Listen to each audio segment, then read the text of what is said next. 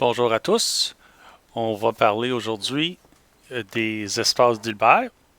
Puis, je vais continuer la même démarche que j'avais jusqu'à date, c'est-à-dire que je parle des choses d'un haut niveau, puis j'ai pas le temps là, vraiment de rentrer dans toutes les preuves.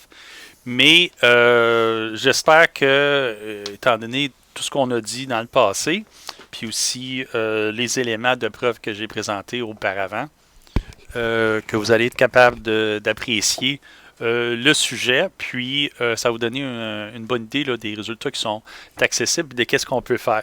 Donc, OK. Donc, quand je vais parler aujourd'hui, je vais quand même faire quelques preuves.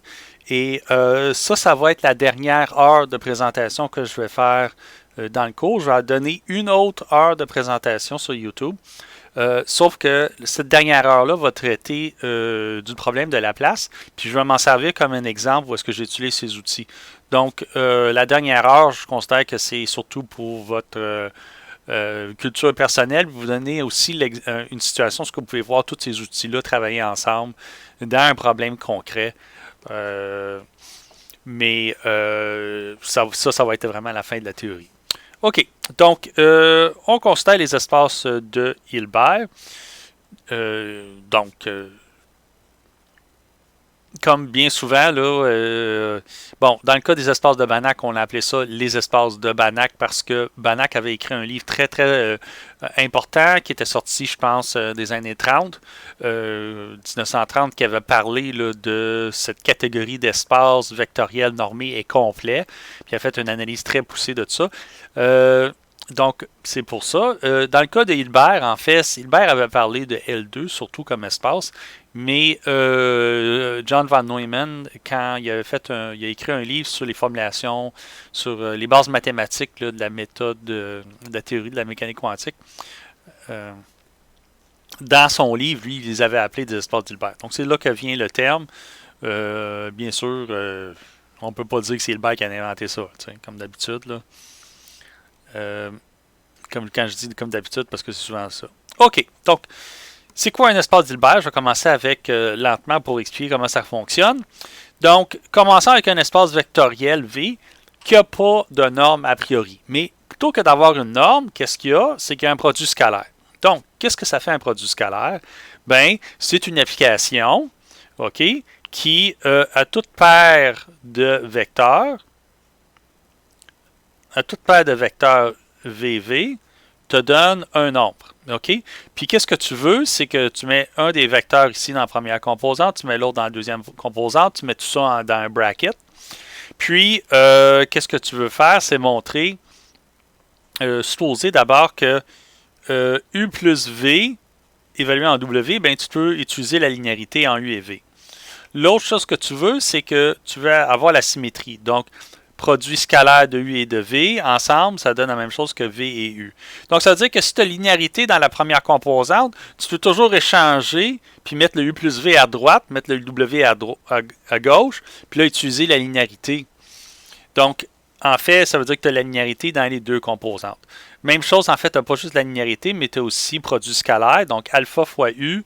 Tu peux sortir le alpha et remarquer que dans ce cas-ci, quand on sort le alpha à l'extérieur, ben, on ne met pas une valeur absolue. Là. Vraiment, c'est le alpha au complet qui sort. Donc ça, c'est ce qu'on appelle une forme bilinéaire et symétrique. Puis dans le cas particulier où, quand tu évalues U avec U, dans ta forme bilinéaire, tu obtiens toujours un nombre, une quantité non nulle si le vecteur est non nul. Alors, on dit que qu'est-ce qui en résulte? C'est une forme bilinéaire symétrique qui, en fait, définit un produit scalaire. Donc, ce qui m'intéresse, moi, c'est de supposer que j'ai un espace vectoriel V avec un produit scalaire. Donc, qu'est-ce qui en découle de ça? Bien, à partir du produit scalaire, puisque U produit scalaire avec lui-même, te donne toujours un nombre positif, tu peux considérer la racine carrée de ça. Parce qu'en termes d'unité UU, tu peux penser que c'est un produit. Donc, ça va avoir les unités de U au carré. Tu prends la racine carrée de ça pour obtenir une quantité qui est dans les mêmes unités que U. Puis, on va définir ça comme étant double barre U, double barre. En fait, je vais montrer dans un instant que c'est une norme. OK? Donc, qu'est-ce que je veux montrer dans un instant? C'est que si j'ai un produit scalaire qui satisfait les propriétés de cette définition-là, je suis capable de définir une norme Et donc, j'obtiens un espace vectoriel normé. OK, donc un espace avec un produit scalaire, ça va être éventuellement quelque chose de très puissant, beaucoup plus particulier que juste un espace vectoriel normé. Mais tous les théorèmes qu'on a fait auparavant ont s'appliqué. OK, donc la première inégalité que je dois montrer, c'est l'inégalité de Cauchy-Schwarz qui dit que si tu prends la valeur absolue du produit scalaire entre U et V, ça c'est toujours borné par la norme de U, comme j'ai défini, fois la norme de V, où j'ai défini la norme qui était à la racine carrée du produit scalaire de V avec lui-même. Et donc, je vais démontrer d'abord cette inégalité de Cauchy-Schwarz parce que, premièrement, c'est super simple, puis deuxièmement, parce que c'est important.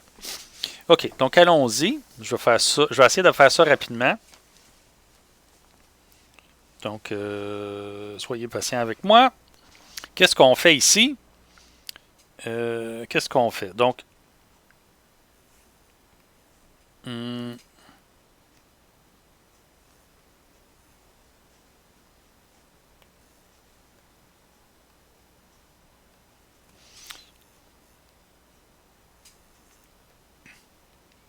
prenons U et V qui appartiennent à notre espace vectoriel, puis prenons un produit scalaire.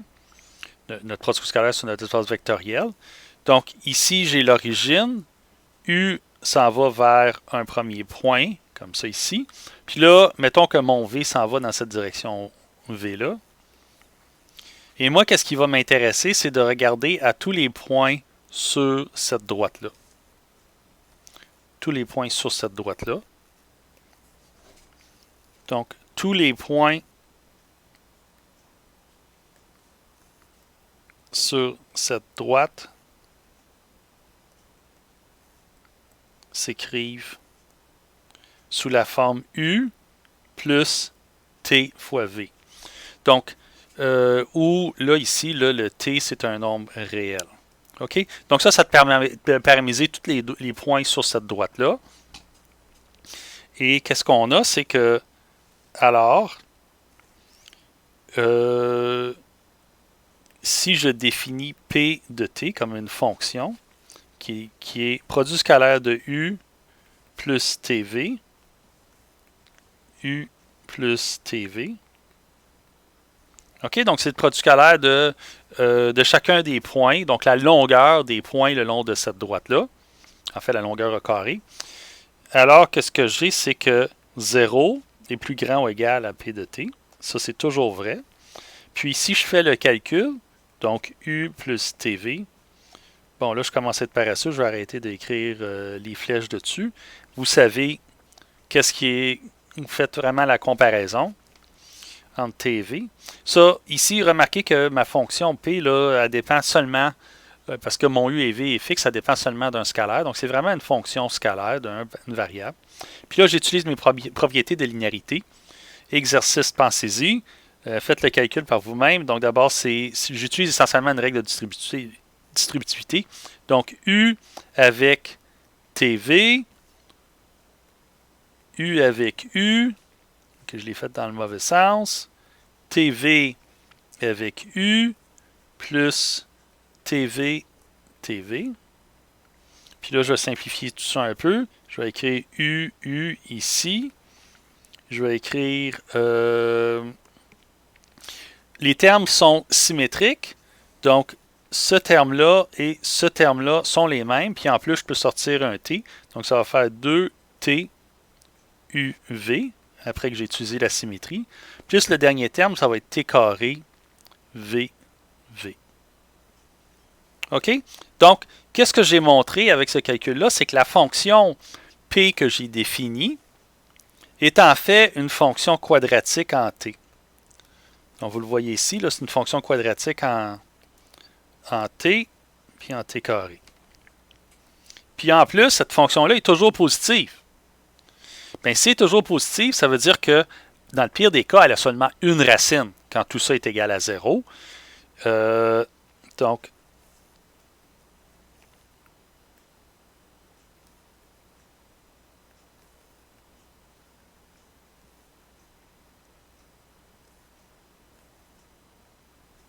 a au pire une racine double. Donc, ça veut dire que si tu regardes le discriminant, tu ne vas pas obtenir 2 racines, tu vas peut-être en obtenir une. Donc, ça veut dire que le discriminant du polynôme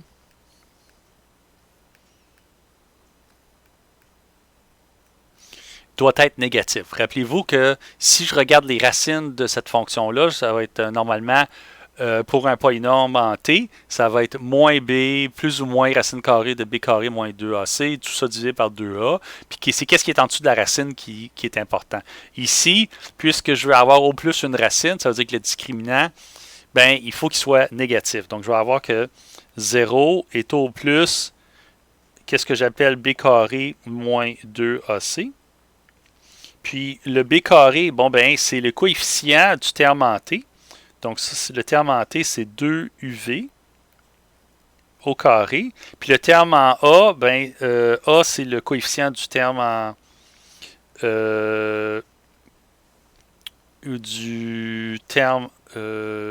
en carré. Donc ça, c'est vv comme coefficient. Puis le coefficient du terme en a, c'est uu. Alors ça, c'est b carré moins 4ac. OK, donc ça, c'est un 4 ici.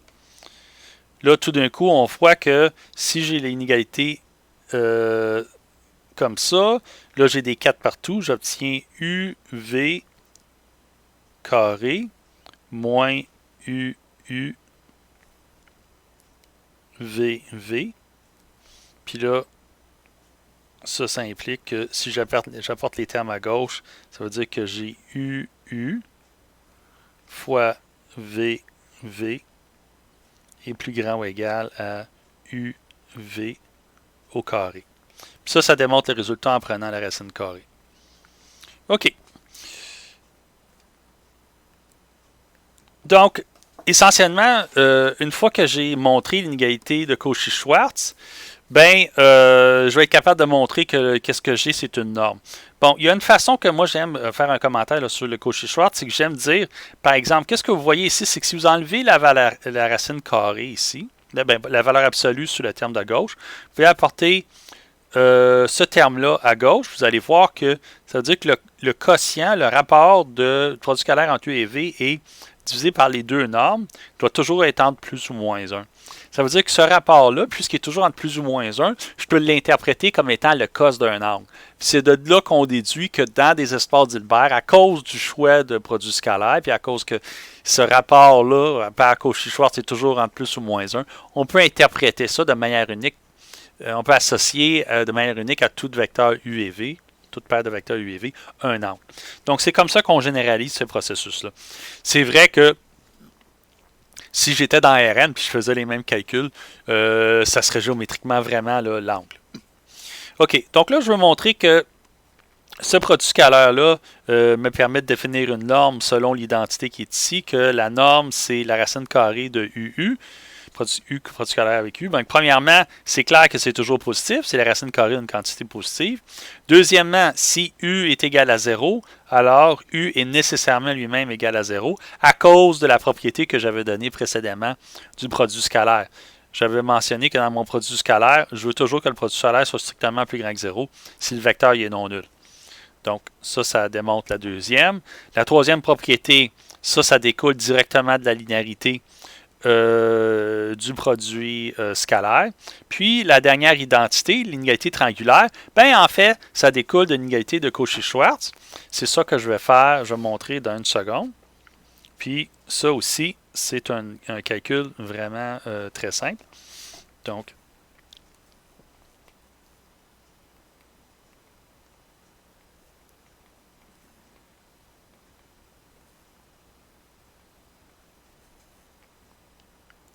Donc, montrons ça. Qu'est-ce que je veux faire d'abord, c'est regarder x plus y. Donc, je devrais dire soit x et y dans mon espace vectoriel V avec un produit scalaire. Donc, si j'ai un produit scalaire, cette quantité-là, c'est vraiment, si je le mets au carré, ça, c'est vraiment x plus y. Puis ça, je peux utiliser la linéarité pour écrire ça comme xx plus xy plus yx plus yy. Là, vous allez remarquer que par symétrie, là, tu peux changer l'ordre de ces termes-là, puis tu peux écrire ça comme norme de x au carré plus 2xy plus norme de y au carré. Puis là, tu te rappelles de l'inégalité de Cauchy-Schwarz qui dit que ce terme du milieu, il est au plus la norme de x fois la norme de y, plus tout ça est égal à la norme de y au carré. Puis ça, par définition, c'est x plus y au carré.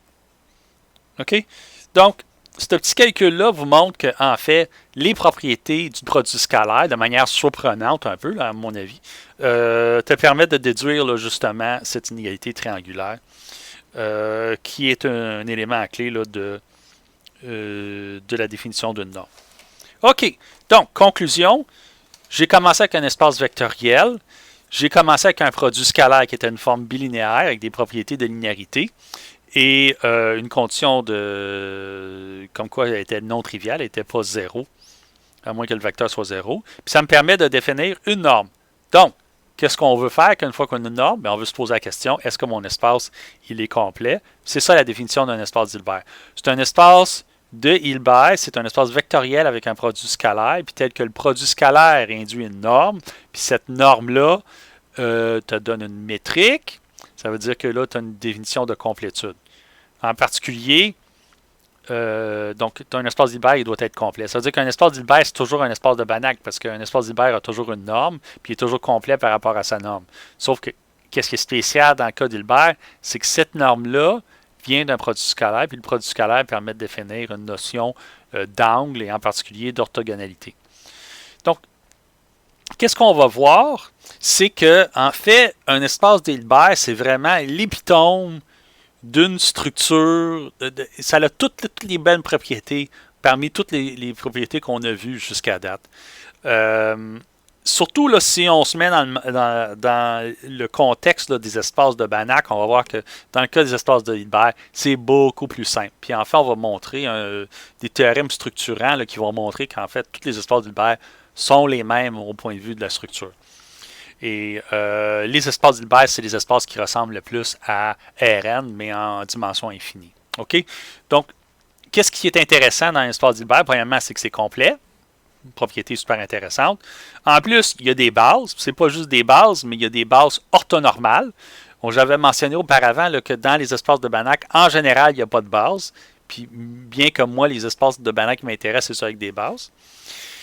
J'ai montré auparavant que quand tu as un espace de Banach puis tu as un sous-espace fermé, bien, tu peux l'écrire tu peux trouver un complément puis écrire ton espace de Banach comme une somme de deux espaces, mais seulement le seul cas très faible, ce que j'ai montré, c'était si ton sous-espace était de dimension finie, alors il est fermé, puis là, il y a un complément. Et vice-versa, si tu avais un espace fermé, puis il y avait un complément qui était de dimension finie, alors tu vas l'écrire comme une somme.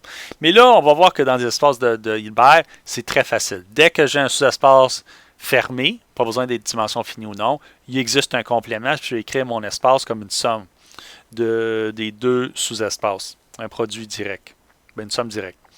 On va voir aussi en particulier, je vais le mentionner ici, je ne vais pas le démontrer pendant tout, c'est que tout opérateur compact peut s'approximer par une limite d'opérateur de rang fini.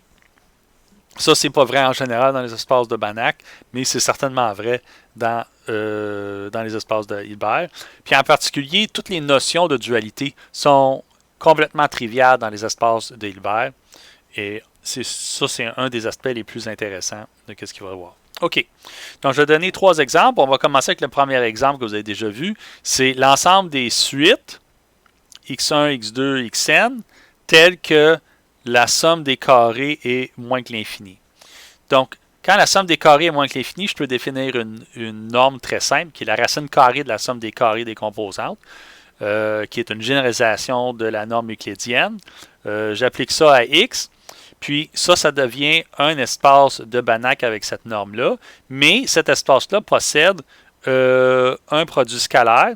Puis ce produit scalaire-là permet de définir justement la norme habituelle de généralisation de la norme euclidienne. Et donc, c'est pour ça qu'on appelle ça un espace de Hilbert, pas juste un espace de Banach.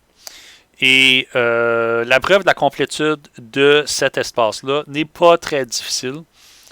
Je vais peut-être la regarder, là, mais c'est pas très difficile pour cet espace-là.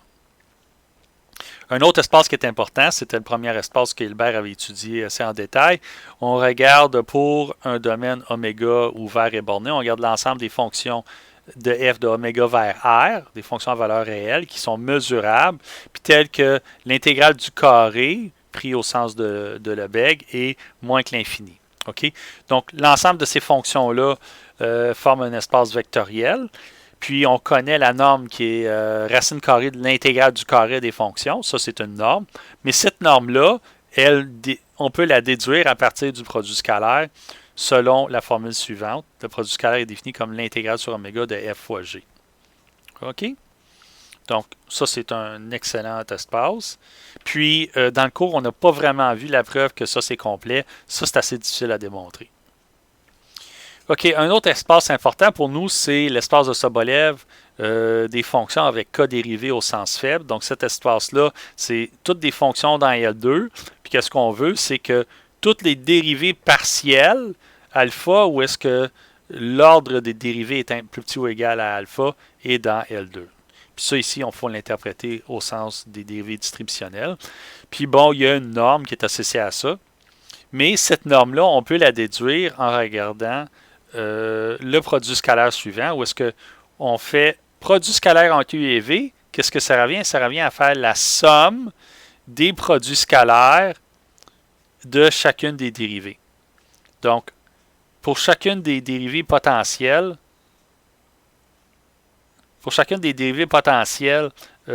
d'ordre, dérivée partielle alpha, d'ordre alpha plus petit ou égal à k, je peux faire produit scalaire L2 de ces deux termes-là. Produit scalaire dans L2, ça veut dire intégrale de la dérivée partielle de U fois la dérivée partielle de V, puis tout ça intégré. OK. Puis en fait, si on prend pour acquis que L2 est complet, c'est possible de montrer assez facilement que HK est complet dans le cadre de cette définition-là. Et je vous invite à regarder le LEM 5.35 si vous voulez le voir. C'est très intéressant comme preuve. Là, ça utilise vraiment la complétude de L2 pour montrer que le HK défini de cette manière-là est complet. OK. Donc ça, c'est vraiment les exemples qu'on a en tête. Il y a d'autres exemples, bien sûr, plus compliqués, là, mais ça, c'est vraiment les exemples les plus importants. Bien sûr, tous ces exemples-là peuvent être... Il y a plein d'autres exemples, mais ça, c'est ceux que je veux que vous gardiez en tête. OK. Donc, une des questions fondamentales que j'avais regardées auparavant pour des espaces de Banach, c'était qu'est-ce qui se passe quand tu as un sous-espace, puis tu essaies de trouver un complément pour pouvoir essayer d'écrire ton espace H, qui H va être le symbole pour un espace d'Hilbert. Je vais écrire H comme étant W, somme directe avec un autre espace. Donc, l'exemple intéressant pour moi, c'est que si j'ai un sous-espace fermé W d'un espace d'Hilbert H, j'aimerais définir son sous-espace perpendiculaire. Donc, le sous-espace perpendiculaire, c'est tous les vecteurs U qui sont en fait perpendiculaires au vecteur dans W. Donc, c'est tous les U tels que UW est égal à 0, où je me permets de prendre tous les W qui sont tous les vecteurs W dans grand W. Bon, c'est assez facile de voir que ça, c'est un sous-espace, premièrement. Si U et V sont là-dedans, bien là, tu peux faire la produit scalaire de la somme U plus V, produit scalaire avec un W dans W, bien, tu vas voir que si UW est 0 puis VW est 0, bien, la somme produit scalaire de U plus V avec W est aussi 0. Même chose avec la multiplication scalaire. Donc, ça forme vraiment un bon espace. Et qu'est-ce qui est intéressant ici, que je veux montrer, c'est que quand tu as un espace de Hilbert H, puis tu as commencé avec un W qui est fermé, ton W perpendiculaire il est aussi fermé. OK? Puis en plus, une condition, bon, ça c'est moins important, je ne vais pas en parler. Donc, qu'est-ce que je veux montrer, moi, c'est qu'en fait, si tu as un W puis tu construis le W perpendiculaire de cette manière-là, ton W perpendiculaire, il est toujours fermé.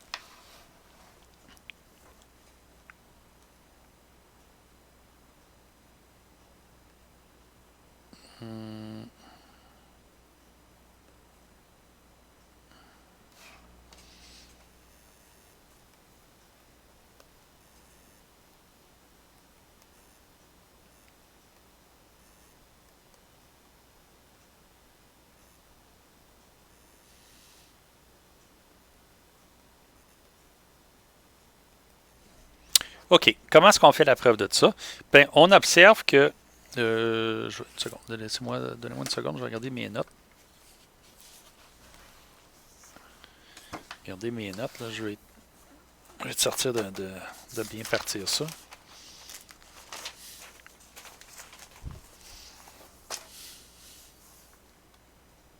OK.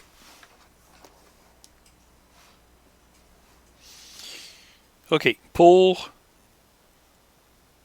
tout qui est W qui est dans le sous-espace W, on peut définir une fonctionnelle.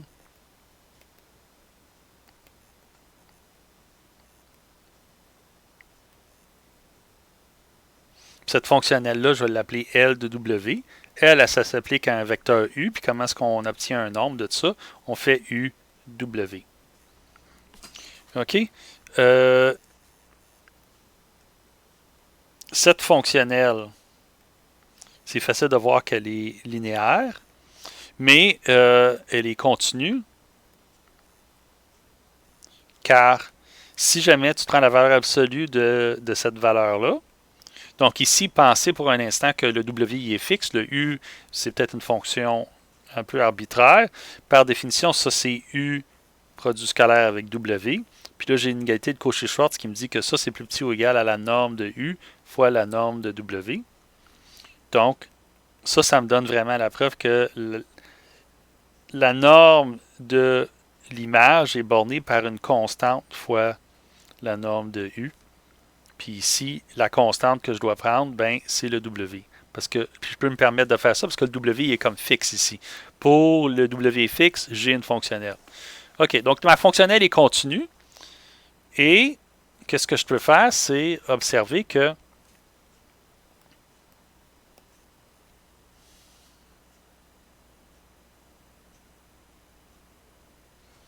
ainsi,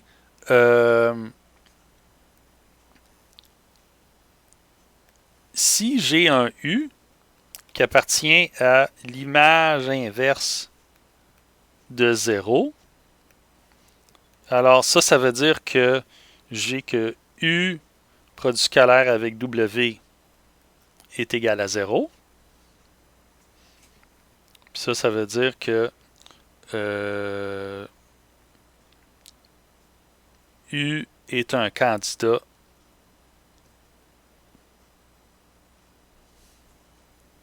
pour W transpose.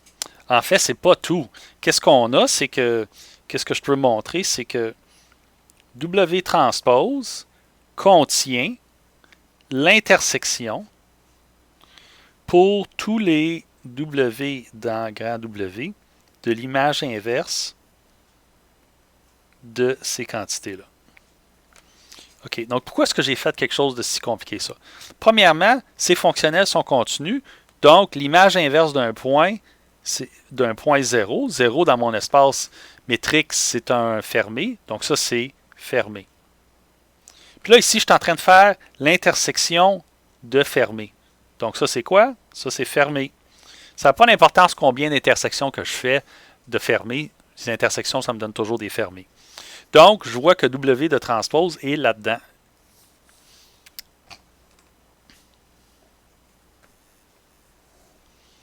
Donc, les seuls U qui sont dans le transpose, c'est ceux qui sont perpendiculaires à toutes les fonctionnelles. C'est fonctionnel le W. Puis, tu appartiens dans l'image inverse seulement si tu es 0 avec. Donc, moi, qu'est-ce qui m'intéresse, c'est les vecteurs qui sont 0 à toutes les fonctionnelles. Maintenant, pour montrer que on a égalité ci-dessus. Donc, c'est quelle égalité dont je parle? Ben, c'est l'égalité ici. Je voudrais montrer que ces ensembles-là sont égaux. Je sais que lui à droite est plus grand que W transpose, mais je veux montrer qu'il est égal. Donc, prenons un U qui n'appartient pas à W transpose. Ben, ça veut dire que si U n'appartient pas à W transpose, ça veut dire qu'il existe un W dans W tel que UW n'est pas 0. OK? Donc, ça veut dire que LW de U n'est pas égal à 0. Donc, ça veut dire que U n'appartient pas à l'image inverse de 0 par la fonctionnelle. OK? Donc, ça veut dire que U n'appartient pas à l'intersection W dans W de LW moins 1 de 0. Fin de la preuve. OK? Donc, moi, j'aime vraiment cette preuve-là. Là. Ici, si tu y penses un peu, tu vas voir que c'est vraiment très important que ce que j'ai fait ici. C'est que j'ai utilisé le produit scalaire pour définir des fonctionnels linéaires. Ces fonctionnels linéaires-là, je m'en suis servi parce qu'ils étaient contenus pour prendre des images inverses pour définir des ensembles fermés. Puis j'ai pris l'intersection. Généralement, même dans des espaces de Banach, c'est le même genre d'argument qu'on veut faire. Mais le problème dans les espaces de Banach, c'est que tu n'as pas de sorte scalaire puis tu n'as pas de bonne fonctionnelle. Okay? Même si le théorème de Banach te dit que tu as beaucoup de fonctionnels dans le dual, tu as quand même le même problème. Okay? Puis ça, c'est vraiment au fondement de la difficulté de pouvoir prendre le complément. Puis ça, on voit bien l'argument ici qu'on a des outils très très forts. La preuve, là, elle va pas mal de soi. OK. Un autre argument ici qui est aussi intéressant, c'est que si vous y pensez, je n'ai jamais utilisé le fait que W était fermé. J'ai pris un sous-espace W, j'ai pris son complément. Son complément est fermé automatiquement. Je devrais peut-être changer mon énoncé ici parce que c'est pas nécessaire. W a juste besoin d'être un sous-espace. Mais qu'est-ce qui va être intéressant, bien sûr, ici, c'est d'essayer de montrer que je peux prendre la somme. OK. Donc, la question qui me pose, qui m'intéresse en général, c'est de montrer, est-ce que c'est vrai que H, je peux l'écrire comme W, somme directe avec W transpose? Ben, on va le faire, puis on va le faire à travers... OK, j'ai oublié, je vais sauter cette partie minimisation-là, qui est très jolie, là, mais qui n'est pas importante. Donc, le théorème qui m'intéresse ici, c'est le suivant. Je prends un espace de Hilbert H, puis je prends un sous-espace fermé W. Bien là, je sais que W transpose il est fermé, je sais que W est fermé. W transpose il est toujours fermé, indépendant de W, mais si là, je me retrouve avec deux espaces W et W transpose qui sont fermés, bien là, puis j'ai comme vu qu'il y a vraiment une situation où je n'ai pas de vecteurs qui sont à l'extérieur de ça, à un certain sens. Bien, j'ai le théorème me montre que, premièrement, il existe deux projections. C'est des applications linéaires continues. La première va de H vers W, puis la deuxième va de H vers W transpose. De manière à ce que pour tout vecteur X dans mon espace, je suis capable d'écrire X comme étant P de X plus Q de X. En plus, si jamais X est dans W, au départ, si je regarde mon application P, puis si j'avais commencé avec un vecteur qui était déjà dans W, bien là, P de X est X. Ça veut dire que c'est vraiment une projection. Ça veut dire que ça prend tes points dans ton espace, puis ça les envoie dans W. Puis si tu étais déjà dans W, bien tu restes là. Ça laisse l'espace, le sous-espace W invariant, puis tout ce que ça fait, c'est que ça t'en va vers cet espace-là. Une fois que tu es là, tu restes là. Donc, que tu décides de répéter l'application P carré, P cube, P3, tu vas toujours t'envoyer au même endroit. Même chose, si jamais tu as un point qui était dans le perpendiculaire, ben Q de X reste dans le perpendiculaire. Maintenant, une propriété vraiment intéressante ici qui est clé, c'est que si jamais vous prenez un point X quelconque, OK, puis vous regardez P de X, Bien, la distance entre x et p de x, c'est celle qui minimise la distance entre tous les points x en x et w. Donc, je vais faire un dessin de ça là, parce que je me rends compte que j'ai peut-être pas un bon dessin de ça.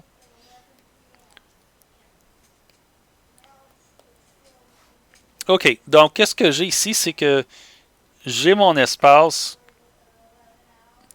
sous-espace W fermé, puis ici, ça c'est l'origine. OK? Donc là, toi, tu arrives avec un point, un vecteur X dans H, quelconque. OK? Puis, qu'est-ce qui pourrait t'intéresser, c'est de dire, regardons pour tous les Y, regardons la distance.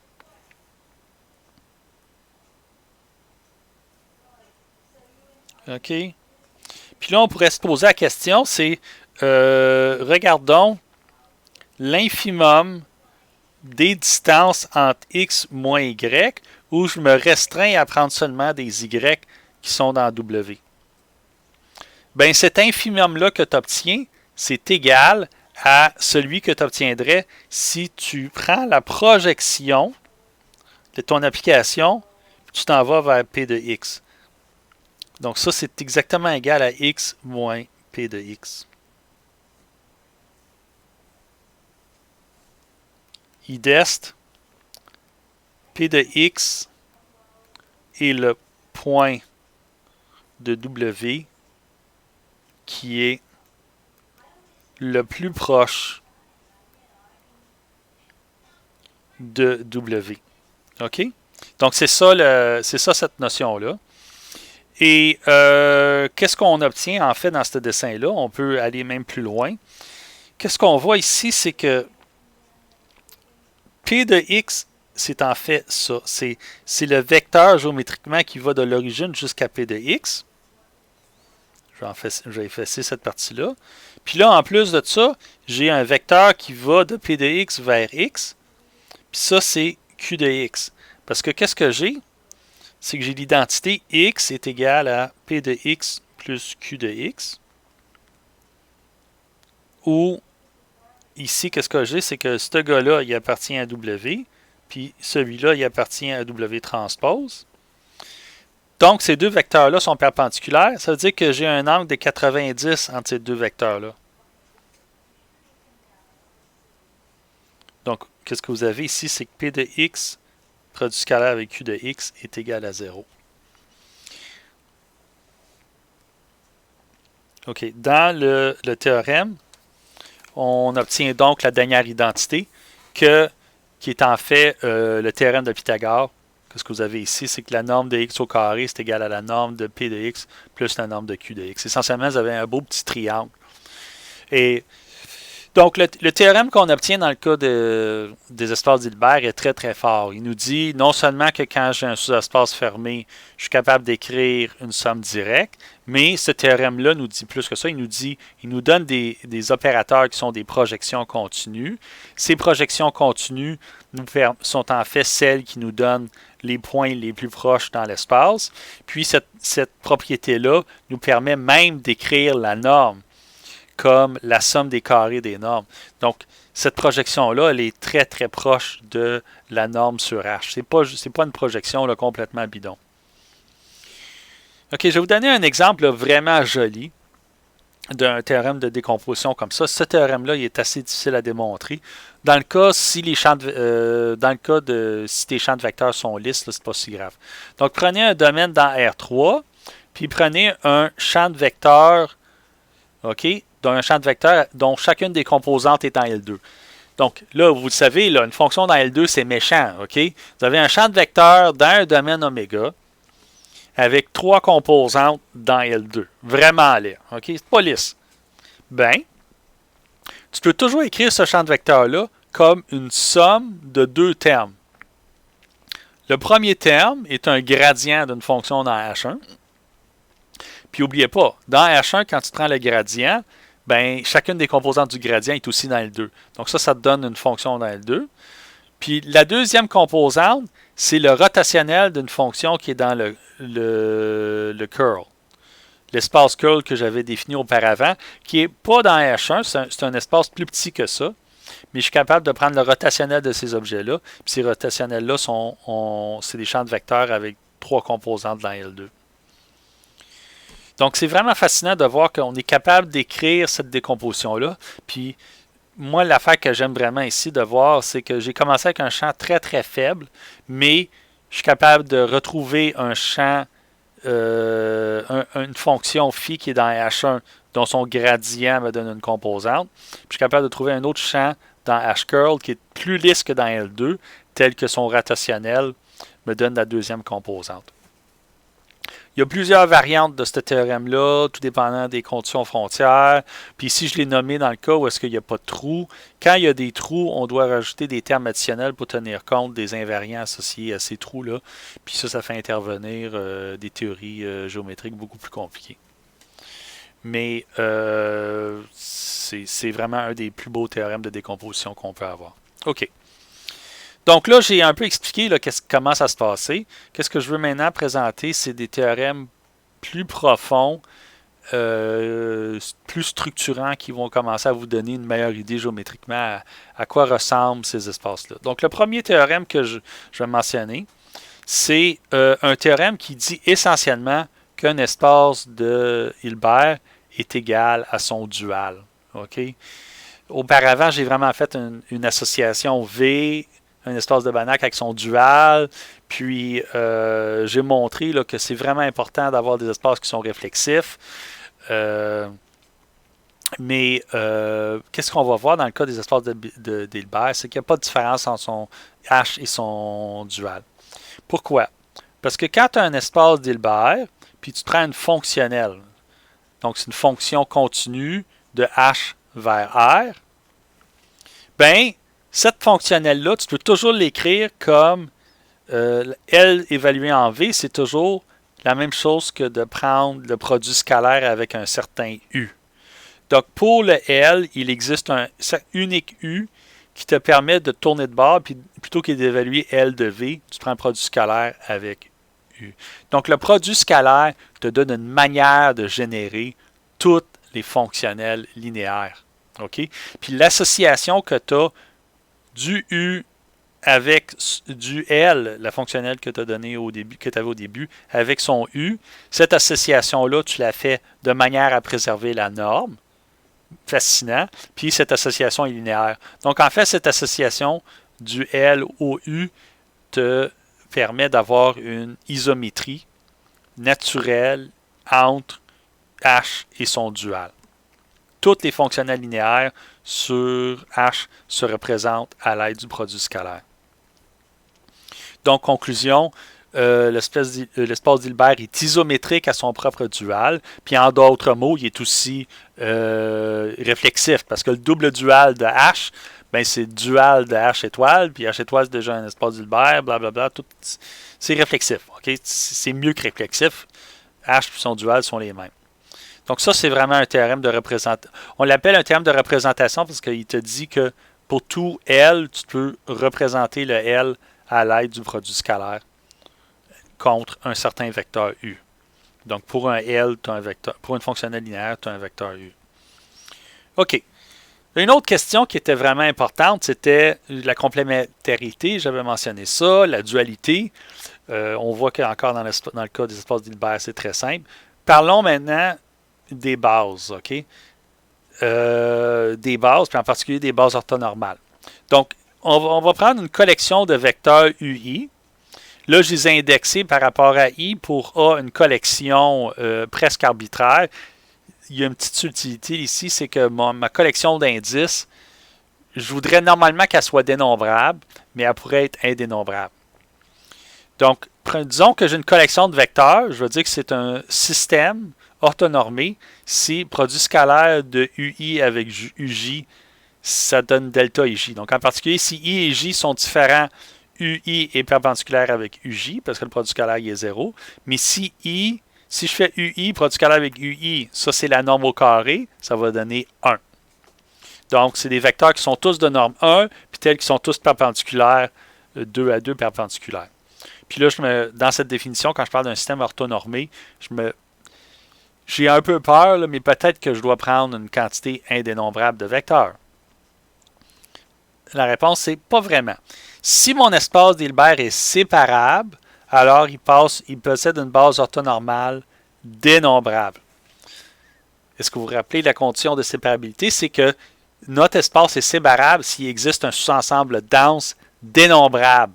Un peu comme dans R, tu as un sous-ensemble dense dénombrable qui sont les rationnels. Dans Rn, tu as toutes les coordonnées rationnelles, c'est encore dénombrable, c'est dense.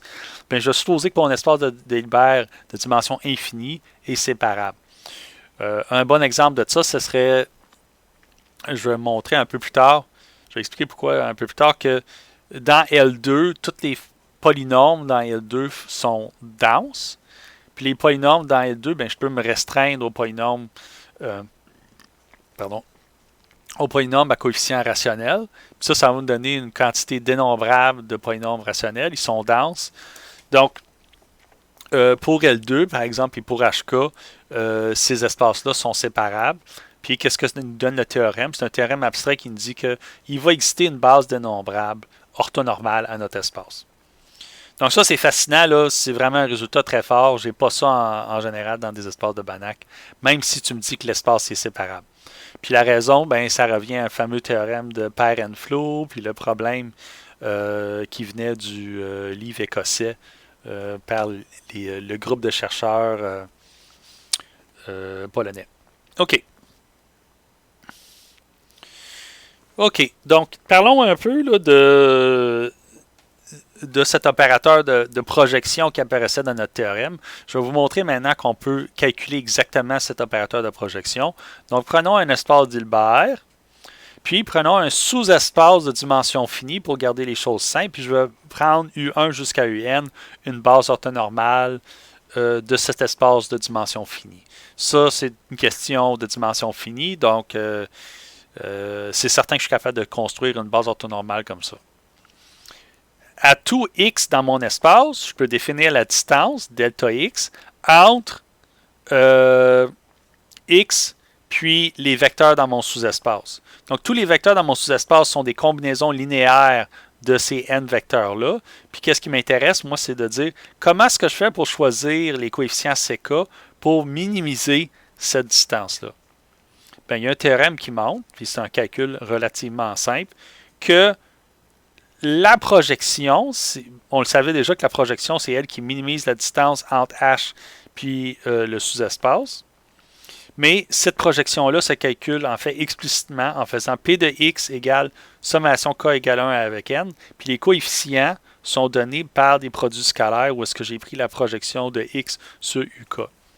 Ça, là, c'est un résultat vraiment de dimension finie. Tu peux montrer ça. Ça, c'est le même résultat que vous avez montré dans votre cours d'algèbre linéaire quand vous avez regardé la minimisation de la norme puis la projection dans L2. Donc, je ne vais pas montrer cette preuve-là, mais parce qu'en fait, c'est la même preuve que dans la dimension infinie, parce que même si je suis dans un espace d'Hilbert, j'ai juste regardé un nombre fini de vecteurs.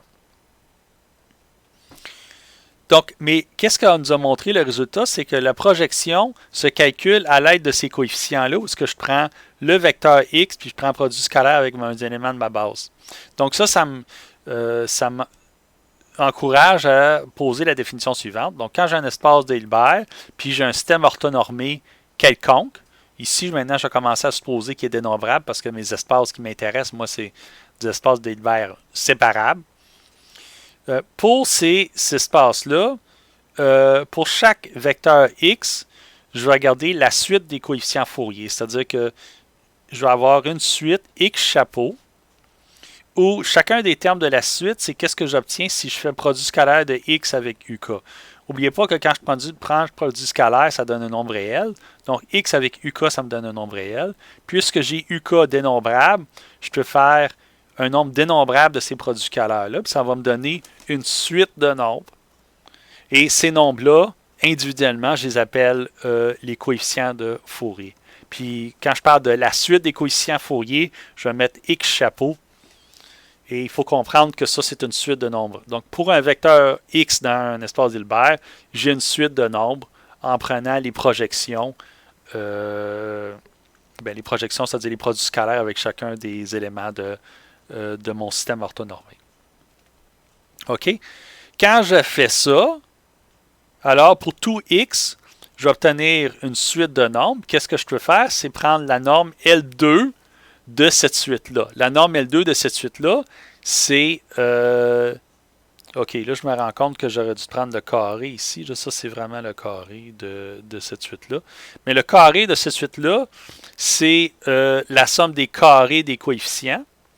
Puis je peux montrer que la somme des carrés des coefficients obtenus de cette suite-là, c'est toujours plus petit que la norme de x dans sa norme induite par le produit scalaire. OK?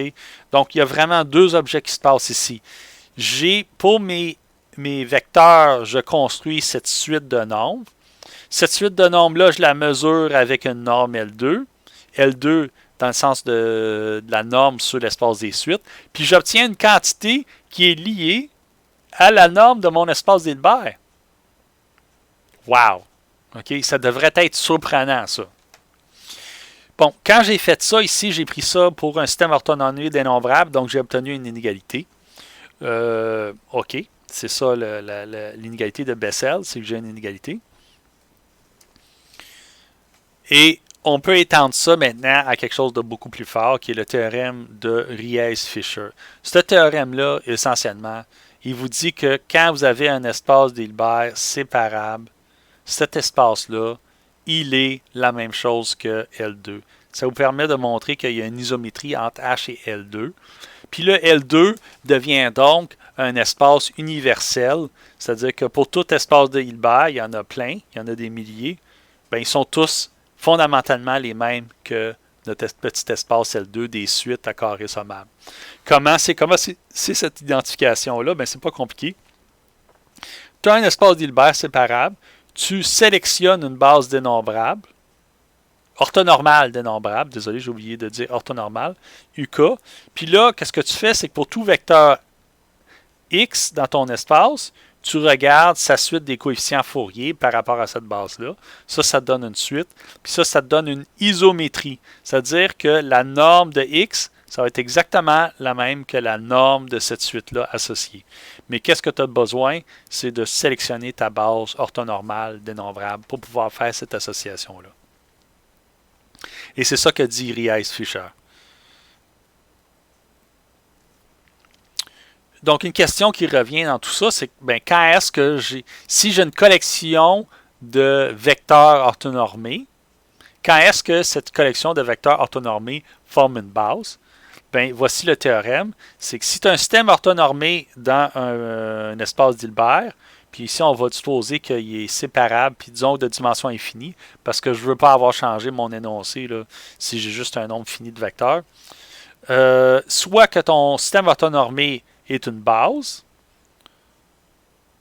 soit que, et si tu veux montrer qu'il est une base, ben c'est équivalent à montrer que l'ensemble des combinaisons linéaires finies, parce que là, le problème, c'est que AK est égal à 0 sauf pour un nombre fini de termes. Donc, c'est toujours des sommes finies.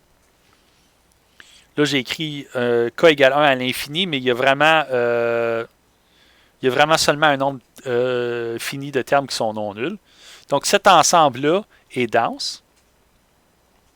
Et quand tu as une base, en fait, tu as égalité. Tu as que la norme de H est exactement égale à la norme L2. Ça, c'est l'identité de Perceval, puis c'est la partie isométrie du théorème de Ries-Fischer. Donc, OK, c'est joli ça, mais qu'est-ce que ça veut vraiment dire? Bien, voici une façon d'interpréter ça. C'est que si on prend L2, ou mettons HK, c'est la même chose, pour un domaine borné, ouvert et borné, bien, qu'est-ce qu'on a? C'est que dans cet ouvert borné, je sais que je peux approximer n'importe quelle fonction continue par un polynôme. Donc, les polynômes sont denses dans la norme sup.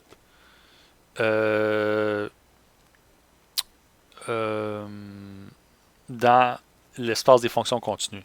L'espace L2, c'est la limite des fonctions continues. Donc, les fonctions continues vont être denses dans L2. Puis en particulier, puisque les polynômes, eux autres, sont denses par rapport aux fonctions continues, les polynômes vont être denses dans L2 ou même dans HK.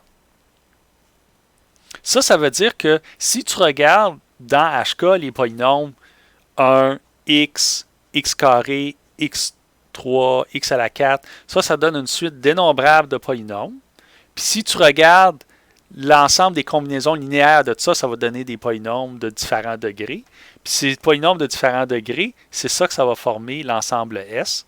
Puis ces polynômes-là vont être denses par le théorème de Weierstrass. Donc, ça veut dire que les polynômes 1, x, x carré, x cube, x3, x4 sont ça, c'est une suite dénombrable de polynômes. C'est pas orthonormé, mais qu'est-ce que tu peux faire? C'est que tu peux appliquer le théorème, la procédure de Gram-Schmidt pour construire à partir de 1, x, x carré, x cube, une suite de polynômes orthonormés et de façon à ce que tous les vecteurs soient 2 à 2 orthogonales. Quand tu fais ça, tu obtiens la suite des polynômes de Legendre. Puis cette suite de polynômes de Legendre, elle va te donner une base orthonormée, va être une base orthonormée à cause de la propriété numéro 2. OK? Donc, qu'est-ce que je veux vraiment indiquer ici, c'est que généralement, dans ce théorème-là, c'est la propriété de densité qui est la plus intéressante, puis c'est elle qu'on utilise pour montrer qu'on a un ensemble, qu'on a une base. Donc, ouais. OK.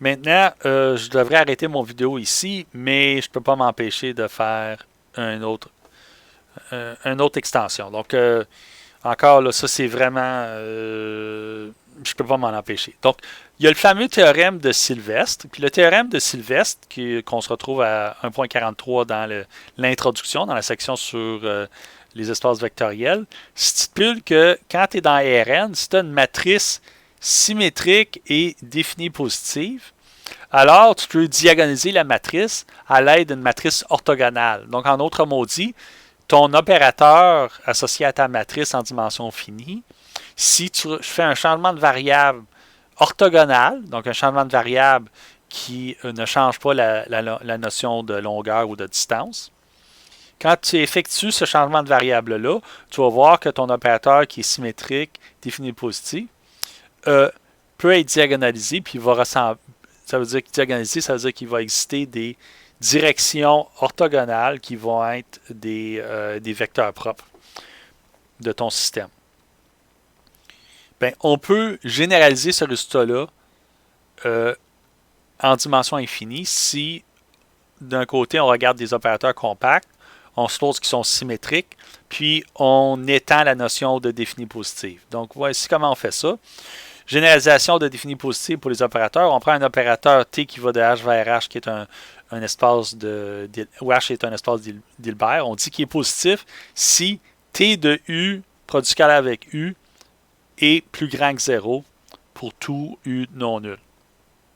Ça, c'est exactement la même définition que pour une matrice en dimension finie, sauf que en dimension finie, on dit X transpose AX, mais ça revient à le produit matriciel dans ce cas-là. Dans notre cas ici, ça revient, c'est remplacé par notre produit scalaire. Généralisation de la transposition. Ben, si j'ai un espace d'Hilbert, puis j'ai un opérateur qui va de H vers H, alors il existe un unique opérateur T étoile qui va de H vers H qui satisfait l'identité suivante. OK?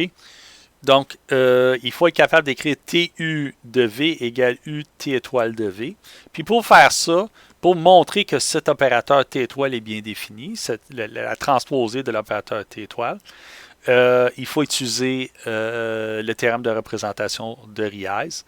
Et on peut montrer des choses genre si T est borné, T étoile est borné. Puis en fait, T est borné, c'est seulement si T étoile est borné. Donc, c'est vraiment intéressant de voir ici que on se sert de produits scalaires pour effectuer de la dualité indirectement ici. Puis on dit qu'un opérateur est symétrique si T est égal à T étoile. Donc voici notre fameux théorème. Vraiment joli. On prend un espace d'Hilbert séparable. Donc, il existe une base dénombrable. On prend un T de H vers H qui est symétrique. Donc, ça veut dire que T est égal à T étoile. Puis, on suppose que cet opérateur-là est compact et positif. OK, j'ai oublié de mettre la condition compacte. Alors, les vecteurs propres de l'opérateur T forme une base orthonormale de H. De plus, les valeurs propres sont tous positives, puis ils ont tendance à converger vers 0, puis peut-être même qu'il y a des valeurs propres qui sont 0. Donc, ça, c'est en fait une des façons les meilleures façons de générer une base orthonormale. Quand tu as un opérateur symétrique défini positif, ou si positif, on dit tout simplement, et compact, paf, toutes les valeurs propres de ça sont, les vecteurs propres de cet opérateur-là vont former une base. Puis, c'est un peu comme ça que sont générés les sinus-cosinus. Il y a des opérateurs, il y a un opérateur symétrique défini positif, tel que ces vecteurs propres sont sinus et cosinus. Puis, d'une autre façon. Donc ça, c'est vraiment un très, très beau résultat. Puis, je vais m'en servir dans ma présentation à la fin sur l'opérateur de Laplace pour regarder les valeurs propres de l'opérateur de Laplace. Donc, merci beaucoup. Ça, c'est la dernière présentation formelle pour le cours. Puis, on se contacte. Merci beaucoup.